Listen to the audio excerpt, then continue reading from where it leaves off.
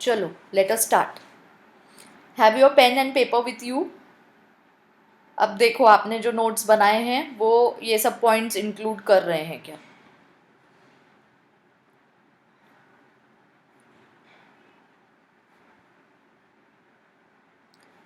Today you should be thorough with this spinal cord part and the reflex action part. Alright? तो किसी को भी कुछ भी डाउट रहेंगे, don't leave the meeting unless and until your every doubt is cleared. See now, I've shared the screen. देखो spinal cord के साथ you have written these points. Mid dorsal region of the body, continuation of medulla oblongata, 42 to 45 centimeters in length, divided into 5 types of segments. Why 5 types? Because cervical, thoracic, lumbar, sacral, coccygeal, ये 5 हैं, and total of 31 segments. So spinal cord is divided into 31 segments.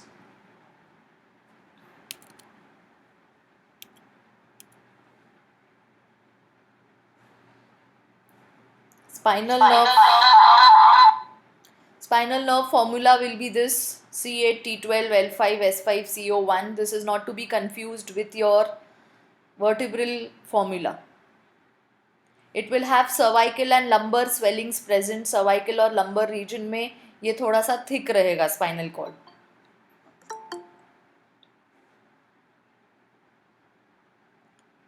Tapering inferior part of the spinal cord below the lumbar region is called conus medullaris, MCQ. All these points are MCQs. Spinal cord is continuation of what? Location is where?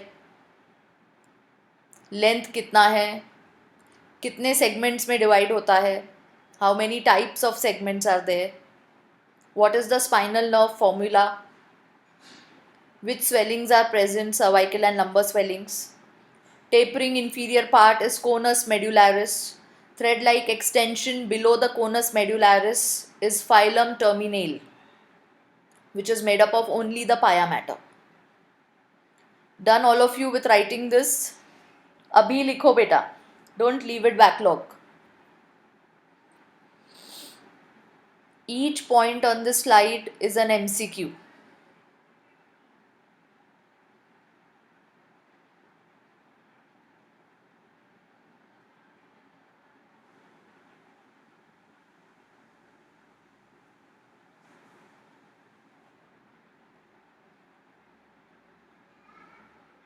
Done? No, ma'am. Okay, I'm waiting. Finish off your notes. लिख लो.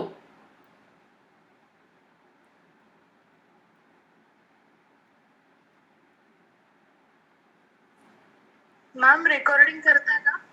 हाँ. ठीक आहे ma'am, तर वैष्णवीला पाहिजे होती.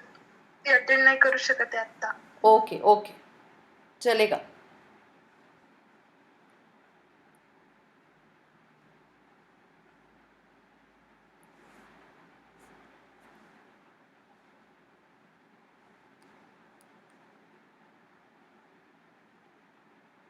Done ma'am. चलो done. हर एक point MCQ है यहाँ पे. इसको पॉइंट वाइज ही लिख के रखो, आपके रिविजन के लिए अच्छा है. You just revise all these points. इन्हीं में से MCQs आएंगे. अब देखो इसी का सिंपल डायग्राम मैंने किया है. ऊपर medulla oblongata, then you have the spinal cord, then the tapering part is conus medullaris, and the thread-like extension is phylum terminale. Simple diagram. And then I have divided the spinal cord into 5 types. Depending on the region, it is divided into those 5. So C8, T12, L5, S5, CO1. Simple diagram देखो. If you want आप spinal cord के अंदर वो segments भी बना सकते हो. I forgot to do those segments. So that can also be done.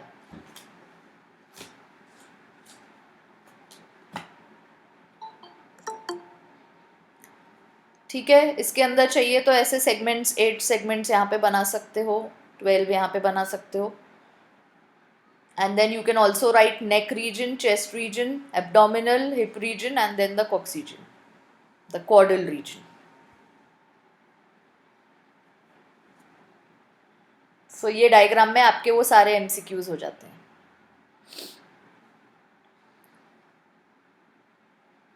Done all of you? Yes, ma'am. Yes, ma'am. Okay. अब देखो, I have made the spinal nerves from each part.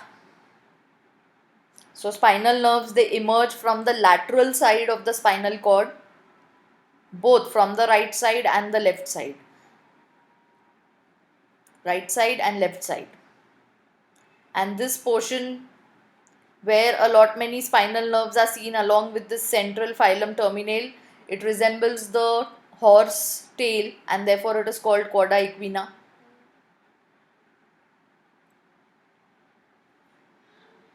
So मैंने particularly cervical region में 8 nerves बनाई हैं, thoracic में 12 बनाई है,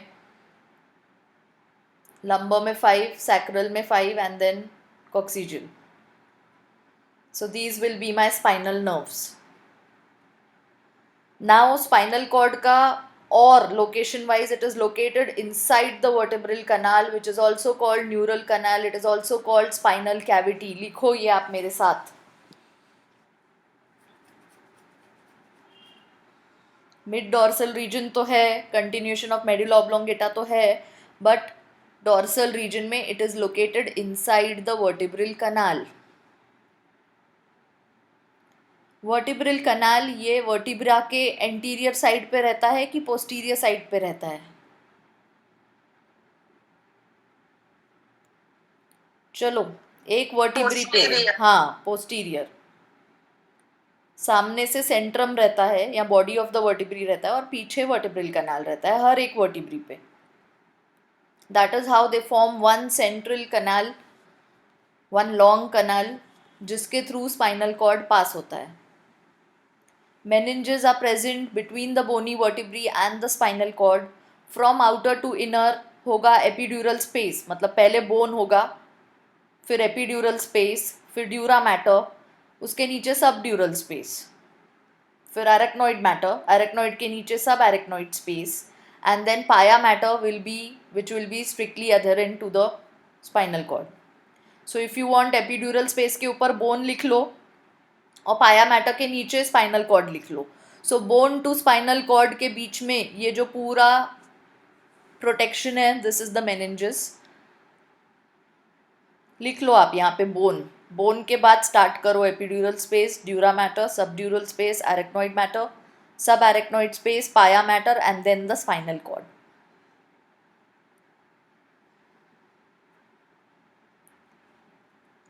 अब ये मैंने आपके लिए छोड़ा है. Epidural space will consist of what? Adipose connective tissue. Yes. Subdural space Serous. and subarachnoid space CSF. CSF. Yes, यहाँ पे लिख लो. Epidural space will have adipose, subdural space will have serous, subarachnoid space will have cerebrospinal fluid. Again now बहुत सारे MCQs आते हैं. Location of the spinal cord inside which canal? And this Central canal canal. inside central canal. यही mistake होती है. Neural canal. Vertebral Neural canal or neural canal. Spinal cord is located inside the vertebral canal or neural canal. Be very careful of this MCQ. Okay. And then between this vertebral canal and the actual spinal cord, means ये vertebrae का bone और spinal cord के बीच में इतनी सारी layers रहेगी.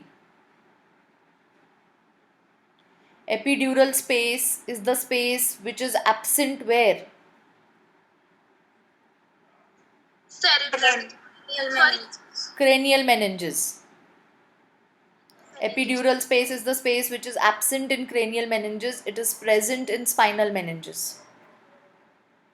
ये arrangement आता है आउटर टू इनर. तो बोन से लेके चालू करोगे. सबसे आउटर बोन, फिर एपिड्यूरल स्पेस, फिर dura mater, subdural space, arachnoid mater, sub arachnoid space, pia matter और फिर स्पाइनल कॉर्ड. इन पे MCQs आता है एक एक स्पेस क्या कंटेन करती है. So you should know epidural space contains what, subdural space contains what, subarachnoid space contains what. Which is the meninge which is very close to the spinal cord? Pia mater. Pia mater. Pia mater. Yes. Pia mater. Yes. And which is the meninge which is close to the bone? Epidural space. Dura mater. Dura mater. Yes. ऐसे भी MCQs आते हैं. Arrangement पे ध्यान देना. Outer to inner पूछा है तो ये होगा, इनर टू आउटर होगा तो आप यहाँ से चालू करोगे, अंदर से. Done all of you with writing this? Yes, ma'am. Okay चलो, ये सिंपल डायग्राम जो हमने पहले भी बनाया था, देखो. बाहर का वर्टिब्री, उसके अंदर epidural space, dura mater, sub dural space, arachnoid mater, sub arachnoid space, pia mater, spinal cord. Spinal cord के अंदर central canal. You should be very thorough with this diagram and with these meninges. It's a conceptual diagram. We are seeing कि ये अगर मेरा spinal cord है तो ये spinal cord और vertebral bone के बीच में कितनी layers present है. And central canal is present inside the spinal cord.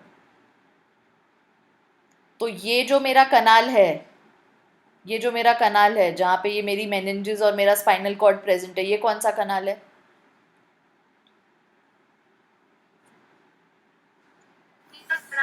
Yes? Neural canal. हाँ, वर्टिब्रल कनाल और द न्यूरल कनाल. देखो ये मेरा बोन है और ये मेरा स्पाइनल कॉर्ड है. तो ये मेरे बोनी कनाल में स्पाइनल कॉर्ड और ये मेनिंजेस प्रेजेंट है. This complete thing is my neural canal. Neural canal के अंदर होता है सेंट्रल कनाल. अब ऐसे भी MCQ आते हैं. Central canal is present inside the neural canal. Statement is true or false? True. Neural canal is present inside the central canal. Statement is true or false? False. Spinal cord is located inside the central canal. False. False. Spinal cord is located inside the neural canal. True. True. हाँ. बहुत confuse करने की कोशिश करते हैं यहाँ पे students को, but you should be thorough with this diagram and understanding कि कहाँ से क्या जा रहा है, आउटर टू इनर अरेंजमेंट क्या है.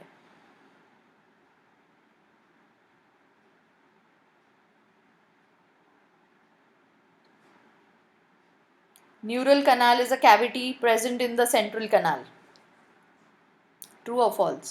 False. False. Central canal is a cavity present in the neural canal. True. True. True. Yes. So ऐसे MCQs आते हैं. अब आ जाओ सेंट्रल कनाल पे. It is present inside the spinal cord. That is the central canal. Central canal is continuation of fourth ventricle. ये हमको पता है. अगर स्पाइनल कॉर्ड मेडुला ऑब्लोंगेटा का कॉन्टिन्यूशन है, ऐसा कोरिलेशन में आता है MCQ में. Spinal cord is to medulla oblongata, then fourth ventricle is to what? Central canal. Spinal cord अगर मेडुला ऑब्लोंगेटा का कंटिन्यूशन है तो सेंट्रल कनाल किसका कंटिन्यूशन है? फोर्थ वेंट्रिकल का. Central canal contains CSF. It is lined by ependymal cells. These ependymal cells are ciliated epithelial cells. This central canal is also called neurocele or ependymal tube. अब न्यूरोसील और neural कनाल को बिल्कुल भी confuse नहीं करना है. Vertebral कनाल वो न्यूरल कनाल होता है. सेंट्रल कनाल को न्यूरोसील भी बोलते हैं. Central canal along with the ventricles of the brain, वो स्ट्रक्चर को न्यूरोसील भी बोलते हैं. जैसे पैरासील था. What is paracoel? First and the second ventricle. Yes. What is diocoel? Third ventricle. What is metacele? Fourth ventricle. हाँ, and metacoel का continuation है neurocoel, which is the central canal. इसको आप ऐसे ही याद रखोगे. न्यूरोसील को न्यूरल कनाल के साथ कंफ्यूज नहीं करना है. न्यूरोसील को आप याद रखोगे पैरासील, डायोसील, मेटासील और फिर न्यूरोसील.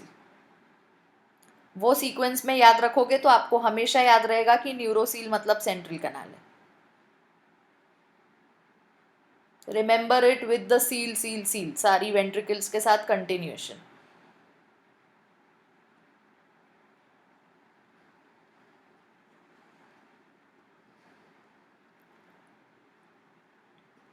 All right, now if we cut the spinal cord, transverse section करें, तो हम देखेंगे कि inside matter is grey matter, that is H shape. ये लिख लो आप, ये सारे पॉइंट्स अगेन एमसीक्यूज हैं.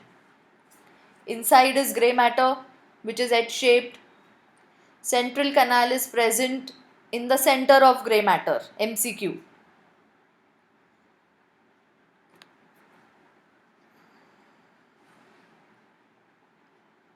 Which matter surrounds the central canal?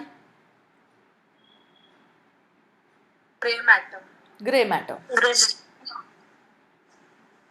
Which matter does not surround the central canal? White matter. White matter. Why I am saying these statements is ऐसे ही statement आते हैं MCQ में.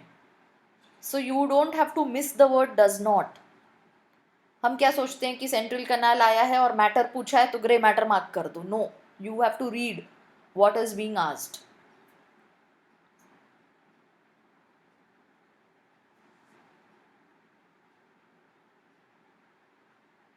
Central canal is not present inside which matter?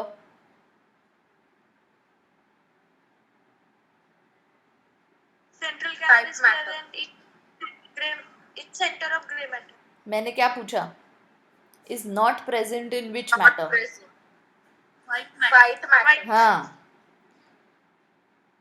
Meaning saying कि हर central कनाल के MCQ के साथ grey matter match होगा, ऐसा नहीं होता है. आपको पढ़ना है कि क्या पूछा है.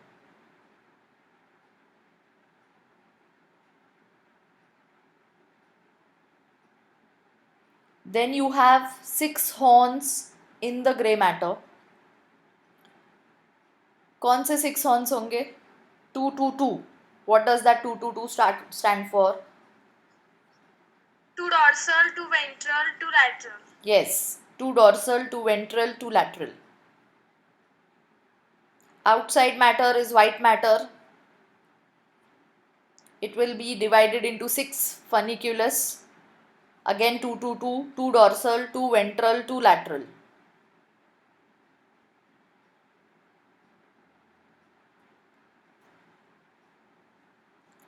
हॉर्न्स तब बोलेंगे जब वो इनसाइड ग्रे मैटर हैं, अंदर हैं स्पाइनल कॉर्ड के.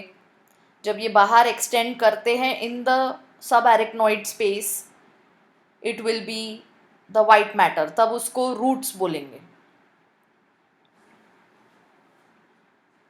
सो you will have only 4 roots, 2 dorsal और 2 वेंट्रल. अब यहाँ पे MCQ है कि कौन सा हॉर्न बाहर एक्सटेंड नहीं करता है as roots. Lateral horn, yes. So there are 6 horns, but there are only 4 roots. तो 6 में से जब 4 हो जा रहे हैं रूट्स, तो 2 लैटरल हॉर्न्स ये एक्सटेंड नहीं करते हैं स्पाइनल कॉर्ड के बाहर. स्पाइनल कॉर्ड के जस्ट बाहर वाला स्पेस होगा एरिक्नॉइड space, sorry subarachnoid space, which is between the pia mater and the arachnoid mater, which will be again filled with cerebrospinal fluid. So this simple diagram देखो, transverse section बनाया है मैंने spinal cord का. इसके surrounding पूरा आपको ये meninges बनाने हैं. मैंने सिर्फ एक पार्ट पे बनाया है, but you will have to do these meninges surrounding this complete thing in your state board exam. MCQs के लिए अगर आप ऐसे भी बना के रखते हो तो योर पर्पस इज सॉल्व्ड.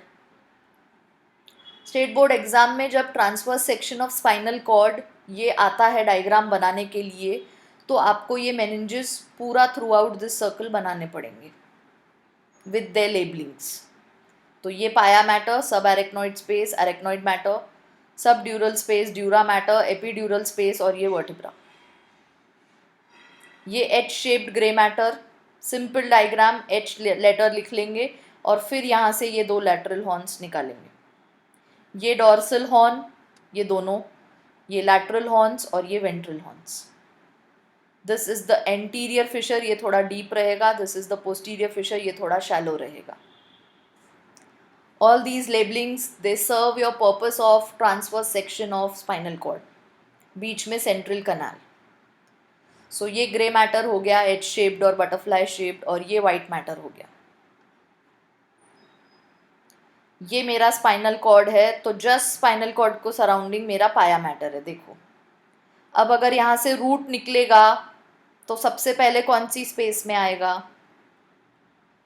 ये कौन सी स्पेस है? पाया मैटर।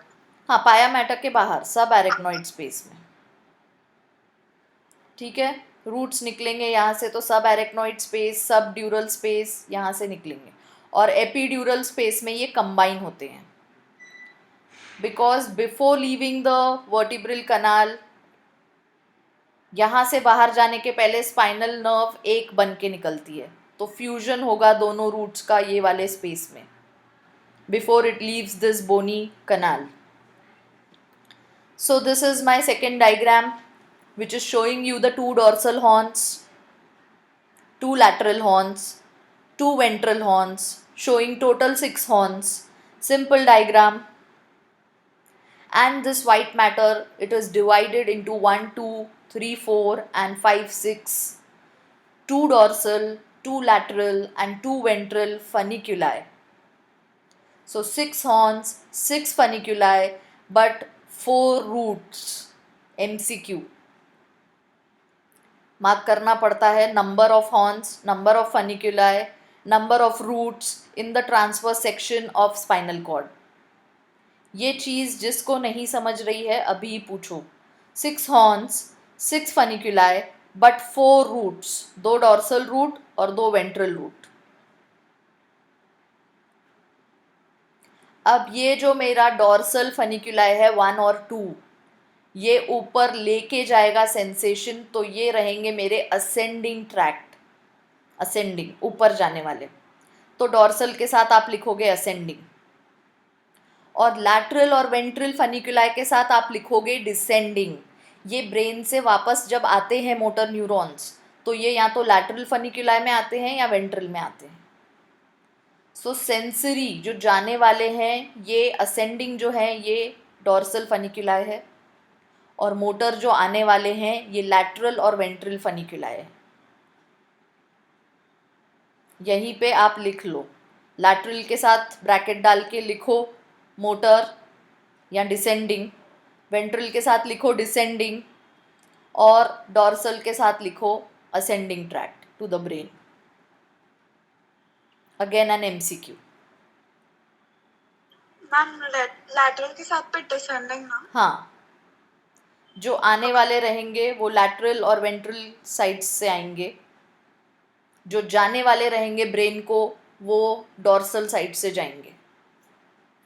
सो डॉर्सल के साथ असेंडिंग, वेंट्रल और मोटर फनिक्यूलाई के साथ डिसेंडिंग। डिसेंडिंग मतलब ब्रेन से लेके आने वाले सिग्नल, असेंडिंग मतलब ब्रेन के पास जाने वाला सिग्नल। ऊपर जा रहा है इसलिए असेंडिंग, नीचे आ रहा है इसलिए descending. Simple diagram.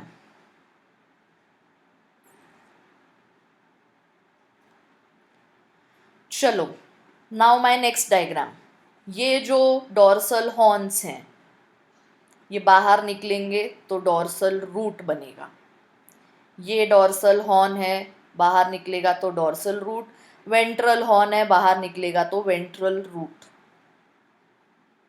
Lateral horns बाहर नहीं निकलते हैं as roots, that is why you have 2 dorsal roots and 2 ventral roots. 2 dorsal roots, 2 ventral roots.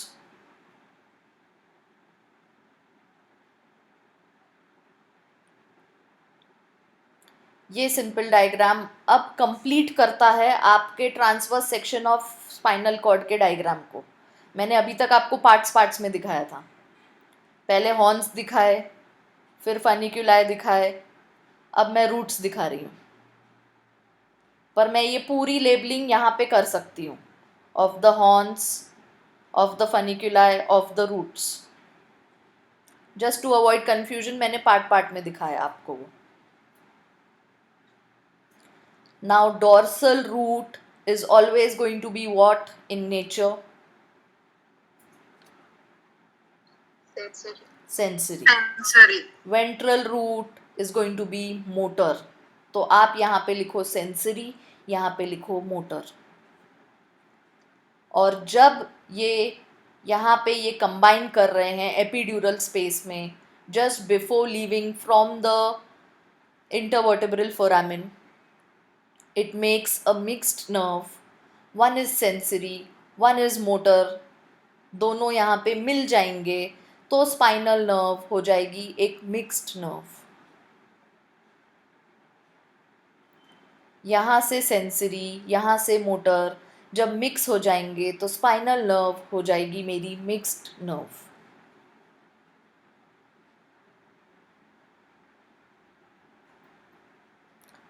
Now you tell me, are you very clear with this diagram, and this diagram, which is explaining the transverse section of the spinal cord? किसी को भी doubt है? हाँ, ये वाले points अभी लिखो. And by the time you are writing, किसी को भी डाउट है तो यहाँ पे पूछो बेटा मेरे से. मैम मैं डायग्राम एक बार फिर से रोल कर दिखाऊं?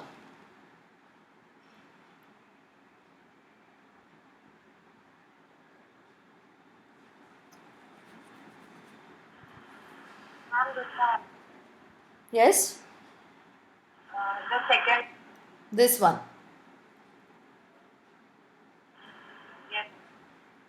चलो कर लो क्विकली.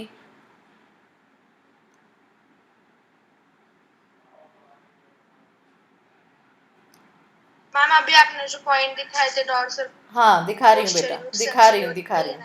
बिकॉज वही पॉइंट्स आपको आपकी बोर्ड एग्जाम में लिखने हैं. ये सिंपल डायग्राम बना के आपको वो पॉइंट्स लिखने हैं. आपका आंसर खत्म हो गया 3 मार्क्स का या 2 मार्क्स का. सो ये अभी से लिख के चलो. बोर्ड एग्जाम के लिए हमको अलग से तब ये लिखना नहीं पड़ेगा. I am honestly telling you, we are taking sessions for 12th standard students जहाँ पे हम ये सिंपल डायग्राम कैसे बनाना है और उसके साथ क्या पॉइंट्स लिखने हैं 2 मार्क्स के लिए वो एक्सप्लेन कर रहे हैं.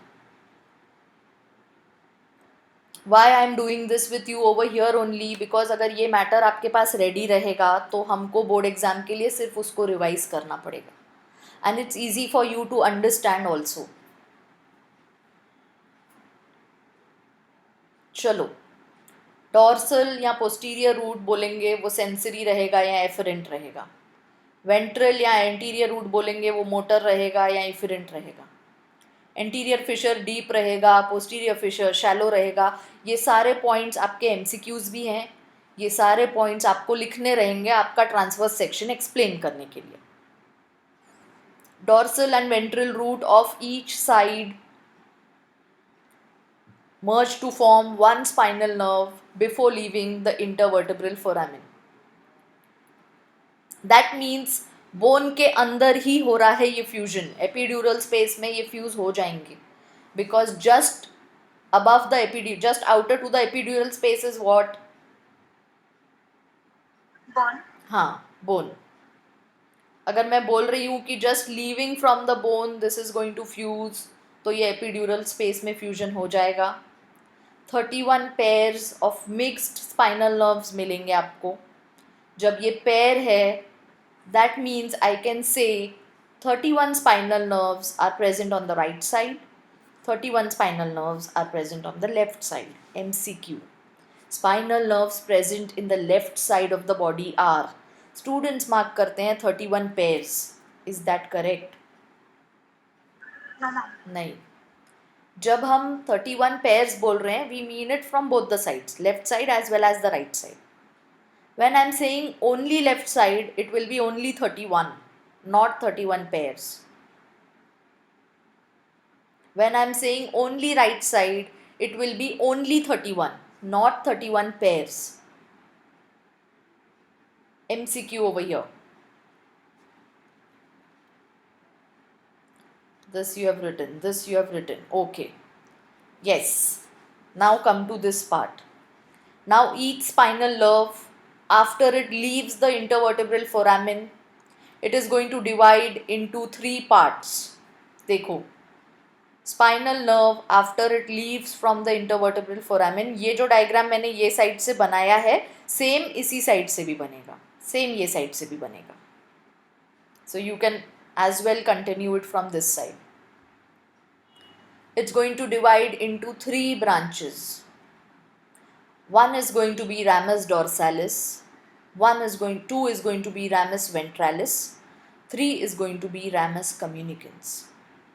So one spinal nerve, after it leaves the intervertebral foramen, it's going to divide into 3 parts. Ramus dorsalis is the mixed one. Ramus ventralis is also mixed, means it will have sensory and motor fibers both. Ramus ventralis will have sensory and motor fibers both.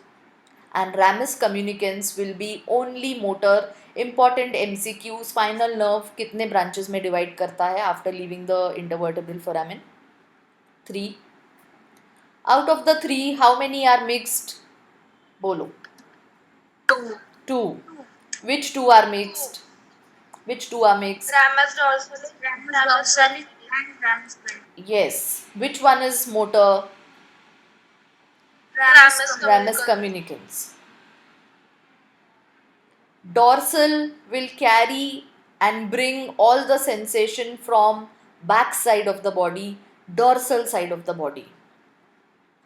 Ventralis will bring all the sensation and carry all the signal to ventral side of the body, plus which side of the body? Anterior.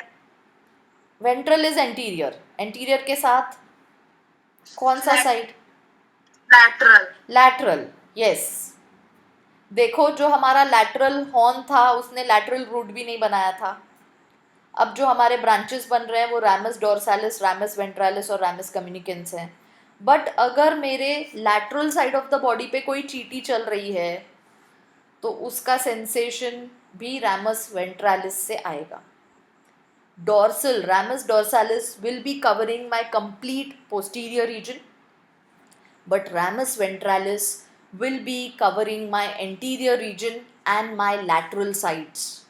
जो हमारे body की lateral area है which connects the anterior side with the posterior side. So you have the lateral area on the left side also, lateral area on the right side also. So lateral और anterior side को carry करेगा ramus ventralis, posterior side को carry करेगा ramus dorsalis, and ramus communicans will be dealing with my visceral organs, autonomic nervous system. चलो ये points लिखेंगे. Each spinal nerve after leaving the intervertebral foramen divides into 3 branches. MCQ. Which 3 branches? Ramus dorsalis, ramus ventralis, ramus communicans. Ramus dorsalis is sensory plus motor to dorsal or the back side of the body. Ramus ventralis is sensory plus motor to ventral or anterior side and the lateral sides of the body. Ramus communicans is only motor to the visceral organs. It deals with the autonomic nervous system. Autonomic nervous system हमारी involuntary activities से concerned था, if you remember. So ये जाएगी only motor to our visceral organs.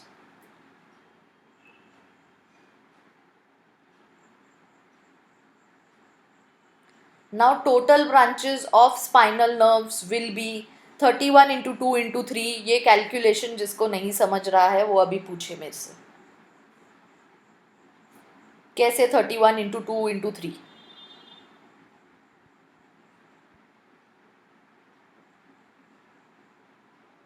अब आप मुझे बताओ total branches of spinal nerves on the left side of the body कितने होंगे?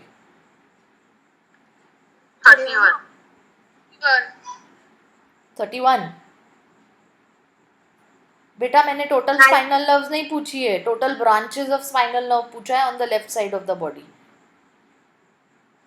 93. 93. 93. Very good. 93 और 93 का टोटल होता है 186.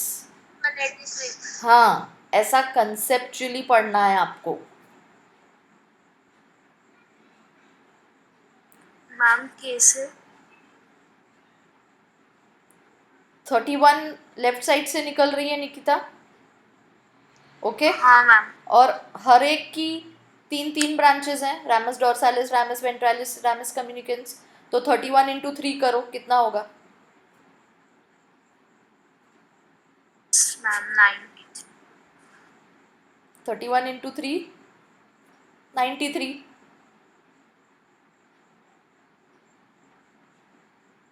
Are you getting it? Yes ma'am. Yes ma'am. हाँ.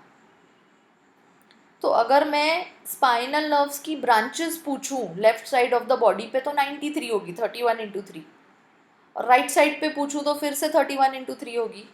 लेकिन अगर मैं टोटल ब्रांचेस पूछूं तो 31 इंटू 2 इंटू 3 होगा, क्योंकि 31 पेयर्स कंसिडर करूंगी अब मैं, और हर एक स्पाइनल नर्व की 3 ब्रांचेस. कौन सी 3 branches? ramus dorsalis, ramus ventralis, ramus communicans. That gives me a total of 186 nerves.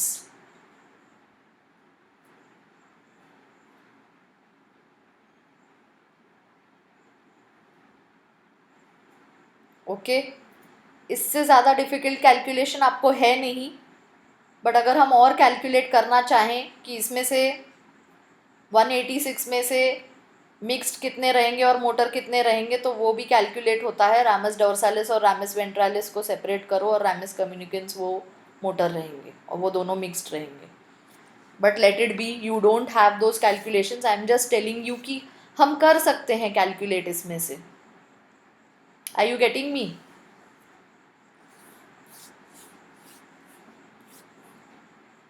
Yes ma'am. हाँ. पर है नहीं, आपको इससे कॉम्प्लेक्स कैलकुलेशन नहीं आएगा. 186 तक का कैलकुलेशन आपको समझना चाहिए कि कैसे हमने किया है कैलकुलेट. तो ये सब है स्पाइनल कॉर्ड के बारे में. Now I want to tell you कि ये ग्रे मैटर में क्या रहता है. सेल बॉडीज़ रहती हैं, न्यूरॉन की सेल बॉडीज़ रहती हैं. और वाइट मैटर में क्या रहता है? वाइट मैटर में क्या रहता है? एक्सॉन्स रहते हैं. तो ये जो सेंसरी न्यूरॉन्स हैं, उनकी सेल बॉडीज़ यहाँ पे कॉन्सेंट्रेटेड नहीं रहती हैं. उनकी सेल बॉडीज़ यहाँ पे कॉन्सेंट्रेटेड रहती हैं, इस एरिया में. तो जहाँ पे सेल बॉडीज़ कॉन्सेंट्रेटेड रहती हैं पेरिफेरल नर्वस सिस्टम में, वाइट मैटर में, उस एरिया को हम बोलते हैं गैंग्लियन. आप लिखो, ganglion is the collection of cell bodies in the white matter. मतलब पूरा वाइट मैटर है, बट उसके बीच में एक ऐसी जगह है जहाँ पे सेल बॉडीज कॉन्सेंट्रेटेड है. Ganglion is the collection of neuronal cell bodies in the white matter. Such ganglion is present in the dorsal root, जिसको हम बोलते हैं dorsal root ganglion. That means जो मेरा dorsal root है उसके सेल बॉडीज ये वाइट मैटर में प्रेजेंट रहेंगे, present in white matter.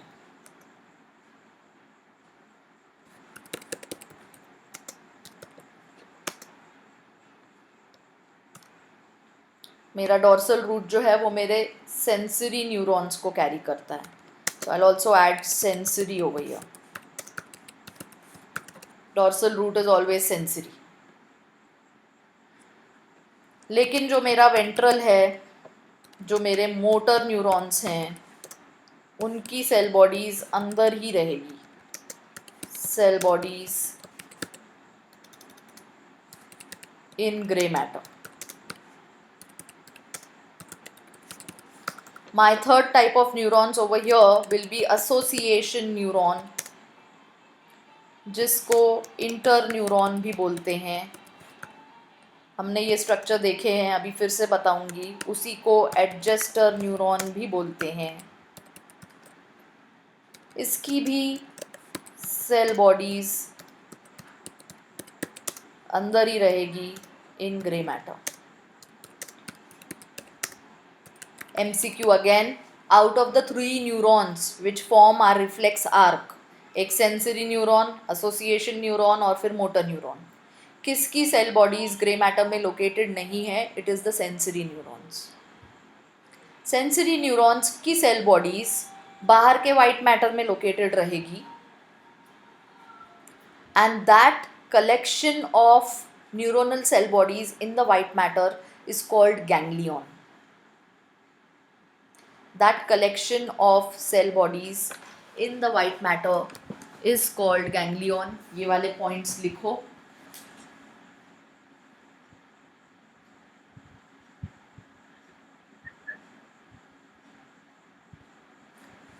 And see the board, all of you. तो अगर ये मेरा डॉर्सल रूट है, ये भी मेरा डॉर्सल रूट है. Okay, I can not have it from. ये मेरा डॉर्सल हॉर्न का कंटिन्यूएशन है, डॉर्सल रूट. तो यहाँ पे गैंग्लियन रहेगा. This will be the dorsal. ये मेरा स्पाइनल कॉर्ड बनाना ही पड़ेगा मुझे पूरा स्ट्रक्चर. ओके, ये मेरा डॉर्सल रूट है, ये मेरा डॉर्सल रूट है. यहाँ पे गैंग्लियन रहेगा. मेरे सेंसरी न्यूरॉन्स यहाँ से आते हैं डॉर्सल रूट से. मैं बोल रही हूँ कि इनका सेल बॉडी यहीं पे लोकेटेड रहेंगे. अब ये रहेंगे मेरे सूडो यूनिपोलर न्यूरॉन्स. ये सेल बॉडी है. ये एक जो डेंड्राइट पार्ट रहेगा और यहाँ पे जाएगा एक्सॉन टर्मिनल्स. अब which is the part of the neuron which carries sensation towards the cell body? Dendrites. Dendrites. मतलब डेंड्राइट्स लेंगे मेरे रिसेप्टर ऑर्गन से, लेके आएंगे सेल बॉडी के पास. Which is the part of the neuron which carries the impulse away from the cell body? ये जाएगा away from the cell body.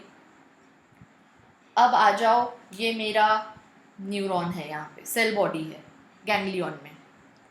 Axon लेके आएगा इम्पल्स अंदर स्पाइनल कॉर्ड में, away from the cell body. और dendrites लेके आएंगे from the receptor organ. ये मेरा रिसेप्टर, ये मेरा स्पाइनल कॉर्ड. ऐसे न्यूरॉन्स प्रेजेंट रहेंगे डॉर्सल रूट में. ऐसे एक नहीं, बहुत सारे. तो यहाँ पे मेरी बहुत सारी सेल बॉडीज हो जाएगी.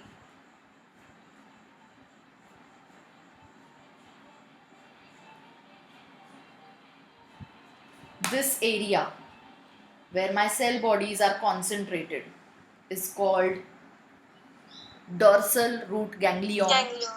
Yeah, ganglion is the collection or concentration of neuronal cell bodies in the area जहाँ पे मेरे सिर्फ फाइबर्स प्रेजेंट है. आजू बाजू देखो पूरे वाइट फाइबर्स हैं, बीच में ये कलेक्शन ऑफ सेल बॉडीज है. दिस कैन हैपन जब हमारा न्यूरॉन ये टाइप का होगा कि एक जगह सेल बॉडी है और यहाँ मेरा डेंड्राइट जा रहा है, यहाँ मेरा, एक्चुअली इसको ड्रॉ ऐसे करेंगे, यहाँ मेरा एक्सॉन जा रहा है, यहाँ मेरा डेंड्राइट जा रहा है. हमने ये टाइप का न्यूरॉन देखा है in the classification of neurons. यहाँ से एज वन निकलेगा ये, going, one is going as dendrite, one is going as axon. Do you remember that neuron unipolar हो, बायपोलर हो या मल्टीपोलर हो, उसमें हमेशा एक एक्सॉन तो रहेगा ही. यस, एक्सॉन एक ही रहेगा उसमें, एक्सॉन एक ही रहेगा. सो मेरा जो सिंपल यूनिपोलर न्यूरॉन है उसको तो हम ऐसे ड्रॉ करते हैं विथ वन एक्सॉन। ये मेरा सूडो यूनिपोलर न्यूरॉन है, ये ऐसे एज एक निकल रहा है बट फिर पलटी खा लेता है, यहाँ से डेंड्राइट्स रहेंगे, यहाँ से एक्सॉन टर्मिनल्स रहेंगे। Dendrites will be carrying sensation towards my cell body, तो ये आ गए यहाँ तक। Axon will be carrying the sensation away from my cell body. इसी चीज़ को हम अप्लाई कर रहे हैं यहाँ पे डोर्सल रूट गैंग्लियन में। यहाँ से डेंड्राइट्स आएंगे रिसेप्टर ऑर्गन से लेकर स्टिमुलस, यहाँ पे आ गए towards cell body, cell body से जाएंगे इनसाइड। तो ये रहेगा इसका एक्सॉन, ये रहेगा इसका डेंड्रॉन। अब ऐसी जगह मेरे वाइट मैटर में जहाँ आजू बाजू पूरे फाइबर्स हैं लेकिन एक बीच में जगह में सेल बॉडीज कॉन्सेंट्रेटेड है, उसको बोलते हैं गैंग्लियन। ऐसा गैंग्लियन प्रेजेंट है मेरे डोर्सल रूट में। मीन्स मेरे ये जो सेंसरी न्यूरॉन्स हैं वो ये टाइप के हैं। सेंटर में सेल बॉडी है और एक साइड एक्सॉन्स है, एक साइड डेंड्राइट्स हैं, इसीलिए ये वाला अपीयरेंस देता है। तो अभी तक के हमने जितने डायग्राम्स देखे हैं स्पाइनल कॉर्ड के, जब आप डोर्सल रूट को बनाओगे आप यहाँ पे एक स्वोलन स्ट्रक्चर बनाओगे जो होगा डोर्सल रूट गैंग्लियन। चलो क्विकली ऑल ऑफ यू, आपने ये जो डायग्राम बनाया है और ये जो डायग्राम बनाया है डोर्सल रूट का, उसमें आप ये स्वोलन स्ट्रक्चर बना के आप लिखोगे डोर्सल रूट गैंग्लियन।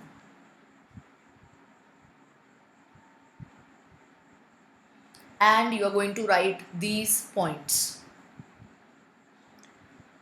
तो MCQ आता है डोर्सल और वेंट्रल रूट में से या सेंसरी और मोटर न्यूरॉन्स और एसोसिएशन न्यूरॉन्स में से किसकी सेल बॉडीज वाइट मैटर में प्रेजेंट है? सेंसरी। हाँ, सेंसरी की या डोर्सल रूट की, जो भी ऑप्शंस में रहेगा। तो आपको समझना है कि सेंसरी न्यूरॉन्स ये डोर्सल साइड पे हैं, तो डोर्सल रूट में प्रेजेंट रहेगा dorsal root ganglion. Ganglion is nothing but the collection of neuronal cell bodies in the centre of white matter. आगे पीछे वाइट मैटर है पूरा, लेकिन बीच में सेल बॉडीज कॉन्सेंट्रेटेड हैं, तो उसको गैंग्लियन बोलते हैं। और ये गैंग्लियन का काम यही है कि अब यहाँ पे गैंग्लियन है, आगे पीछे दोनों साइड से वाइट मैटर है, तो वो ये वाला न्यूरॉन रहेगा।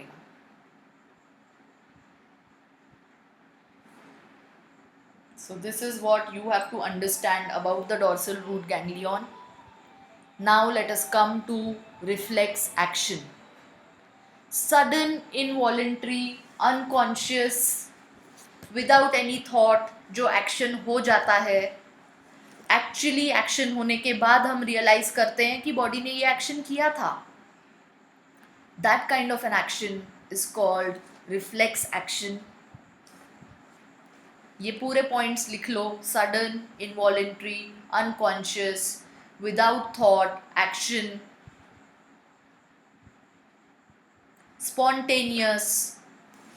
स्पॉन्टेनियस वर्ड भी ऐड करो यहाँ पे, फटाफट हो जाता है।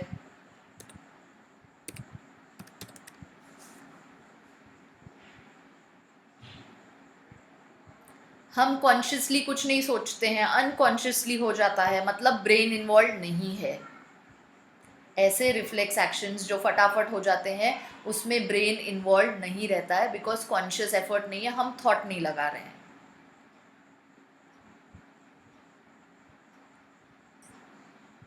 इसके एग्जाम्पल्स हैं, आपको पिन प्रिक हुई, आप हाथ हटा देते हो।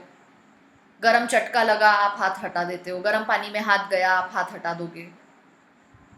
नीचे कुछ पैर में पत्थर चुभा, कांटा चुभा, आप पैर हटाते हो वो जगह से। ये एक्शन होने के बाद यू रियलाइज कि एक्शन हुआ था।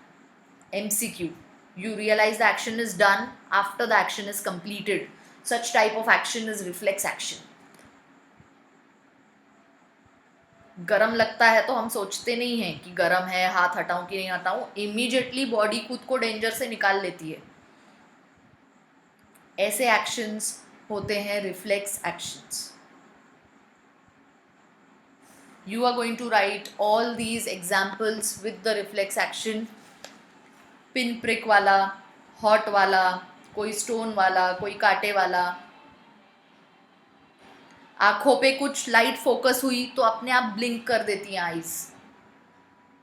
That blinking is reflex action. Your body prevents कि वैसा स्ट्रॉन्ग लाइट आपके आंख में डायरेक्टली जाए तो आंख ब्लिंक हो जाती है।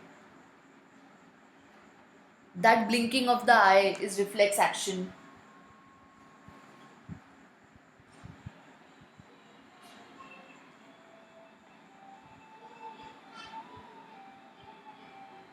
They are very quick responses and इनको स्पाइनल कॉर्ड ही मैनेज करता है। To reduce the load on the brain, ये जो स्टिमुलस जाता है ये स्पाइनल कॉर्ड के पास जाता है और स्पाइनल कॉर्ड ही इफेक्टर ऑर्गन को सिग्नल दे देता है। दीज आर नॉट थिंग्स जिसके लिए स्पाइनल कॉर्ड को ब्रेन के पास भेजना पड़े स्टिमुलस, बिकॉज ब्रेन भी यही बोलने वाला है कि गर्म लग रहा है तो पैर को वहाँ से हटाना है या हाथ को वहाँ से हटाना है। So to reduce the load of the brain, spinal cord ये काम खुद ही कर लेता है एंड इससे ये क्विक भी रहता है एक्शन। अगर हम ब्रेन के पास भेजेंगे तो थोड़ा सा ज़्यादा टाइम लगेगा, फ्रैक्शन ऑफ मिली सेकेंड्स में होता है ये। गर्म पानी में हाथ गया, हाथ बाहर आता है। सो आप ये सारे एग्जाम्पल्स लिखोगे रिफ्लेक्स एक्शन के। अब हम देखेंगे components of a reflex action. Reflex action में एक तो मेरा रिसेप्टर रहेगा जो रिसीव कर रहा है स्टिमुलस। तो अब मेरा रिसेप्टर क्या क्या रह सकता है, बोलो। मेरा कोई भी सेंस ऑर्गन, जैसे कि मेरा नोज़, मेरा टंग, मेरी स्किन, मेरी आईज, मेरे ईयर्स, ये सब मेरे रिसेप्टर्स रहेंगे। रिसेप्टर ऑर्गन में स्टिमुलस रिसीव करके इम्पल्स जनरेट करने की कैपेसिटी रहती है उनके एपिथीलियम में, नेज़ल एपिथीलियम में, आई के एपिथीलियम में, ईयर्स में। उसके बाद रिसेप्टर से ये सिग्नल लेके कौन जाएगा, मेरा एफरेंट न्यूरॉन, मेरा sensory neuron, efferent or sensory neuron. This will be carrying the impulse. कहाँ लेके जाएगा, एसोसिएशन और एडजस्टर और इंटर न्यूरॉन के पास, मेरे स्पाइनल कॉर्ड में। फटाफट इंटरप्रिटेशन होगा और मोटर न्यूरॉन के थ्रू सिग्नल आएगा इफेक्टर ऑर्गन को। सो मेरे रिफ्लेक्स एक्शन में एक तो रिसेप्टर होगा, दूसरा मेरा एफरेंट न्यूरॉन होगा, तीसरा मेरा एसोसिएशन न्यूरॉन होगा, चौथा मेरा मोटर न्यूरॉन होगा और फिफ्थ मेरा इफेक्टर ऑर्गन होगा। Components of reflex action, arrange them in sequence. इन सब का काम चालू कहाँ से होगा, बोलो। रिफ्लेक्स एक्शन चालू कहाँ से होगी, रिसेप्टर से। रिसेप्टर से पास होगा एफरेंट न्यूरॉन को, एफरेंट से पास होगा मोटर इंटर न्यूरॉन को, वहाँ से पास होगा मोटर न्यूरॉन को, मोटर न्यूरॉन से आएगा इफेक्टर ऑर्गन पे जो कि मेरा मसल या ग्लैंड रहेगा। अब MCQs हैं। Afferent neuron receives impulse from hmm, बोलो। Receives impulse from receptor. Afferent neuron receive किससे करता है बेटा, रिसेप्टर से। हाँ, और देगा किसको, पास ऑन किसको करेगा, Also, हाँ association. हाँ, तो ये सेंटेंसेस मैंने लिखे नहीं है, बट हर एक के साथ आपको ये समझना है। एफरेंट न्यूरॉन ले रहा है रिसेप्टर से, रिसीव रिसेप्टर से कर रहा है, और पास ऑन करेगा इंटरन्यूरॉन को, पास ऑन टू इंटरन्यूरॉन। अगर मुझे ये सीक्वेंस समझ गया है तो मैं ये चीज़ सबके लिए लिख सकती हूँ। एसोसिएशन न्यूरॉन रिसीव किससे कर रहा है? एफरेंट न्यूरॉन से, और देगा किसको? Motor neuron. मोटर न्यूरॉन को। मोटर न्यूरॉन रिसीव किससे कर रहा है? इंटरन्यूरॉन। एसोसिएशन। हाँ, एसोसिएशन या इंटरन्यूरॉन या एडजेसेंट न्यूरॉन से, और देगा किसको? इफेक्टर ऑर्गन को देगा, इफेक्टर ऑर्गन को। इफेक्टर ऑर्गन रिसीव कर रहा है मोटर न्यूरॉन से, और वो आगे किसी को नहीं देगा, बिकॉज यहाँ पे मेरा रिफ्लेक्स एक्शन कंप्लीट हो जाएगा। मेरा रिफ्लेक्स एक्शन स्टार्ट हो रहा है रिसेप्टर ऑर्गन से, खत्म हो रहा है मेरे इफेक्टर ऑर्गन पे। मतलब बॉडी को कुछ स्टिमुलस मिली, गरम चटका लगा, उसका सेंसेशन गया, इंटरप्रिटेशन हुआ, हाथ वापस हट गया, बॉडी डेंजर से निकल गई। स्टार्ट हुआ रिसेप्टर से, एंड हुआ इफेक्टर ऑर्गन में। बीच के रास्ते में थे एफरेंट न्यूरॉन, एसोसिएशन न्यूरॉन और motor neuron. Quickly now to the board all of you.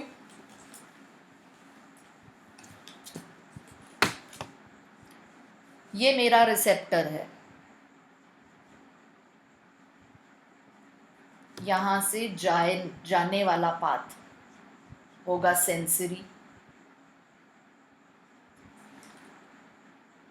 तो ये स्पाइनल कॉर्ड के डोर्सल साइड पे आएगा कि वेंट्रल साइड पे आएगा? Dorsal side. डोर्सल साइड पे ये आया मेरा सेंसरी न्यूरॉन, डोर्सल साइड पे। अब ये देगा किसको स्टिमुलस? मेरे एसोसिएशन न्यूरॉन को। ये हैं एसोसिएशन न्यूरॉन्स, ये इंटरप्रेट करेंगे और वापस किसको देंगे? मोटर न्यूरॉन को। कौन सा रूट कैरी करेगा मोटर? वेंट्रल। अब ये आ गया मेरे इफेक्टर ऑर्गन पे, ये आ गया मेरे इफेक्टर ऑर्गन पे। तो ये हैं मेरे कंपोनेंट्स जो मेरा एक क्विक एक्शन कंप्लीट कराते हैं। रिसेप्टर से रिसीव हुआ, सेंसरी न्यूरॉन्स ने कैरी किया, उन्होंने दिया एसोसिएशन न्यूरॉन को, एसोसिएशन न्यूरॉन ने क्विकली इंटरप्रेट किया और मोटर न्यूरॉन को सिग्नल दिया। मोटर न्यूरॉन ये सिग्नल लेके आया इफेक्टर ऑर्गन के पास, जो कि एक मसल हो सकता है या एक ग्लैंड हो सकता है, कि सिक्रीशन कराओ, या मसल है तो मूवमेंट कराओ बॉडी की, हटाओ बॉडी को उस जगह से। अब आप मुझे बताओ, हमने फर्स्ट लेक्चर में ही ये रिले रेस देखा था। ये रिले रेस में ये न्यूरॉन कौन सा होगा और ये न्यूरॉन कौन सा होगा? This is my one neuron, this is my second neuron. इनके बीच में जो बनेगा pre synaptic neuron and post synaptic neuron, और ये सिनेप्स बनेगा। तो प्री सिनेप्टिक न्यूरॉन का कौन सा पार्ट होगा यहाँ पे? Axon terminals. Post synaptic neuron का कौन सा पार्ट होगा? डेंड्राइट्स। मतलब रिसेप्टर से कौन रिसीव कर रहा है? एक्सॉन की डेंड्राइट्स? डेंड्राइट्स। देखो सब लोग, देखो कि ये चीज़ समझ रही है कि नहीं आपको। रिसेप्टर से डेंड्राइट्स रिसीव कर रहे हैं, पास ऑन करेंगे, यहाँ पे इसके एक्सॉन टर्मिनल्स रहेंगे, फिर सेकेंड न्यूरॉन के डेंड्राइट्स। पूरा चलने दो। अब यहाँ कौन देगा? एक्सॉन टर्मिनल्स इसके, सेंसरी न्यूरॉन। रिसीव कौन सा पार्ट करेगा एसोसिएशन न्यूरॉन का? Dendrites. MCQ. In a synapse between sensory neuron and association neuron, presynaptic neuron कौन सा है और पोस्ट सिनेप्टिक कौन सा है? Sensory presynaptic and association post synaptic. Yes. Association synaptic. कौन से न्यूरॉन का एक्सॉन इन्वॉल्व रहता है और कौन से न्यूरॉन का डेंड्राइट्स इन्वॉल्व रहेंगे? सेंसरी का एक्सॉन, एसोसिएशन के डेंड्राइट्स। चलो, दैट मीन्स एसोसिएशन के एक्सॉन टर्मिनल्स ये साइड पे रहेंगे बिकॉज डेंड्राइट ऊपर से रिसीव कर रहे हैं. अब मोटर न्यूरॉन का कौन सा पार्ट रहेगा फिर यहाँ पे जो लेगा, जो रिसीव करने वाले हमेशा डेंड्राइट्स Dendrites. एंड Motor देने वाले neuron के dendrites. Axons. So in a synapse between association neuron and motor neuron, association neuron कौन सा न्यूरॉन होगा? ये वाले सिनेप्स में Presynaptic with axon terminals. Pre synaptic with axon terminal, और मोटर न्यूरॉन हो जाएगा पोस्ट सिनेप्टिक न्यूरॉन जिसमें डेंड्राइट्स रहेंगे. Go back to that lecture जिसमें हमने सिनेप्स देखा था. प्री सिनेप्टिक न्यूरॉन क्या है, पोस्ट सिनेप्टिक न्यूरॉन क्या है. प्री सिनेप्टिक न्यूरॉन के हमेशा एक्सॉन टर्मिनल्स रहेंगे और पोस्ट सिनेप्टिक के हमेशा डेंड्राइट्स रहेंगे. अब ये मोटर न्यूरॉन लेके आ रहा है तो इफेक्टर ऑर्गन पे उसका कौन सा पार्ट आएगा? डेंड्राइट्स आएंगे कि एक्सॉन टर्मिनल्स आएंगे? Axon terminals. एक्सॉन टर्मिनल्स आएंगे जो यहाँ से न्यूरोट्रांसमीटर रिलीज करेंगे, हमने देखा है एसिटिल कोलिन, और फिर मसल एक्शन दिखाएगा. ये है components of the reflex action. ये एक्टिविटी स्पाइनल कॉर्ड खुद ही कर ले रहा है, ब्रेन को कोई लोड नहीं है. So spinal cord is doing it. जब हम ब्रेन को भेजेंगे ऊपर, जब स्पाइनल कॉर्ड को नहीं समझ में आ रहा है क्या करना है, थोड़ा सोचना है, थोड़ा कॉन्शियस एफर्ट है, थोड़ा थॉट है, तो ये जाएगा ऊपर.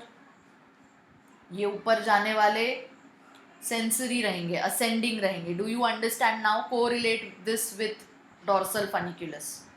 यहाँ वाले ऊपर जाएंगे. ओके. ब्रेन से जो नीचे आ रहे हैं मोटर वाले, वो आएंगे लैटरल और वेंट्रल फनिक्यूलस. देखो अब कोरिलेट करके, यहाँ से जो सेंसरी आ रहे हैं, अगर स्पाइनल कॉर्ड को नहीं समझ रहा है, उसको ब्रेन को भेजना है तो डॉर्सल साइड से ही ऊपर भेजेगा. अब ब्रेन जो भेज रहा है उसका इंटरप्रिटेशन, उसको निकलना तो मोटर रूट से ही है, तो फिर से यहाँ से आएगा. तो लैटरल फनिक्यूलस और वेंट्रल फनिक्यूलस इन्वॉल्व रहेंगे.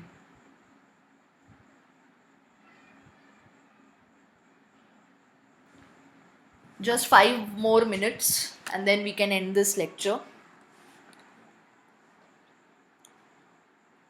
Components of reflex action. पूरा reflex action is again a short answer question for your board exam. इस पे बहुत सारे MCQs आते हैं कि efferent neuron receive किससे करेगा, देगा किसको.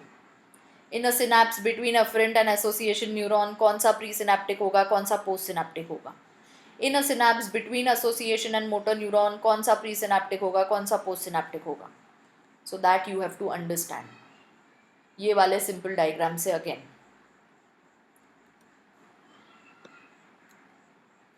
So आ जाते हैं last part now हमारे NCERT टेक्स्ट बुक के डायग्राम पे.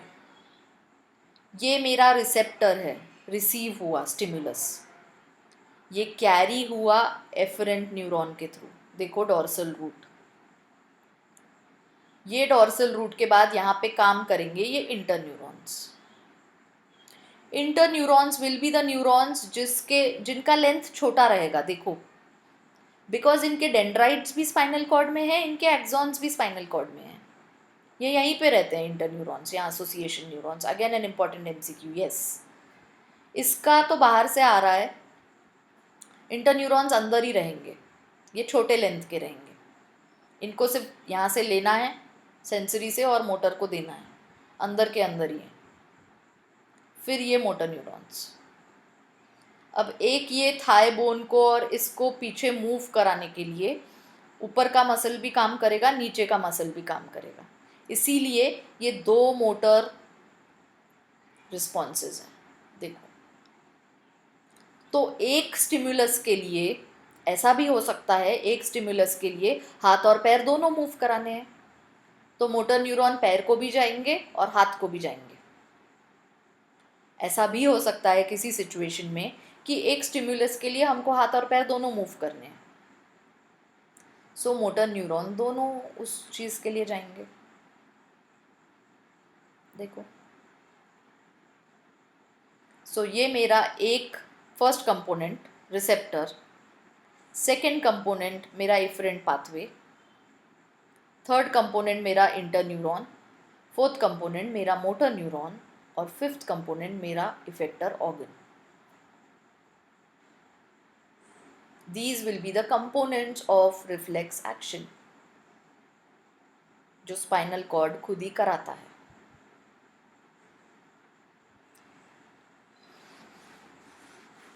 किसी को कुछ डाउट बेटा?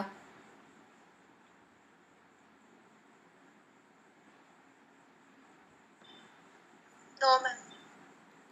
ये एक और चीज़ बस, ये टेबल का आप स्क्रीनशॉट ले लो भले या आपकी एक टेक्स्ट बुक से देखना. I want to complete this part.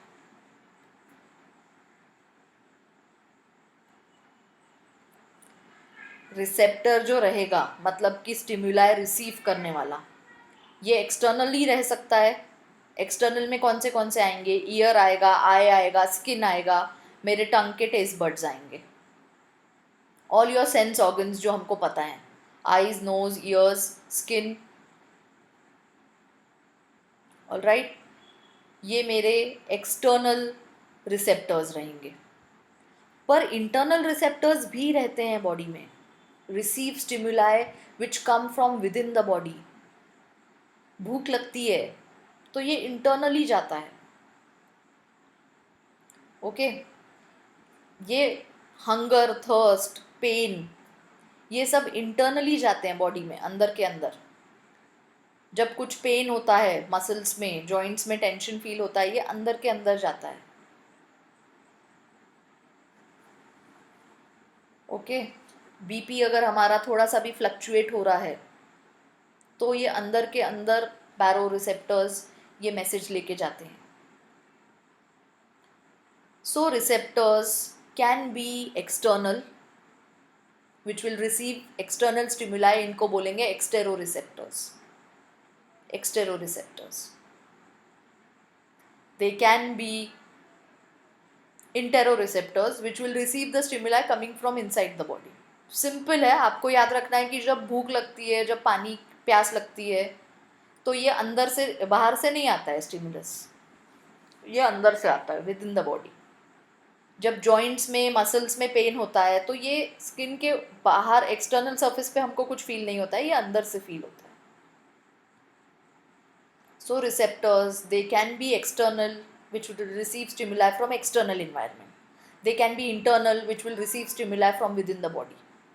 बस इतना ही चीज़ आपको याद रखना है about external and internal receptors, exteroreceptors and interoreceptors.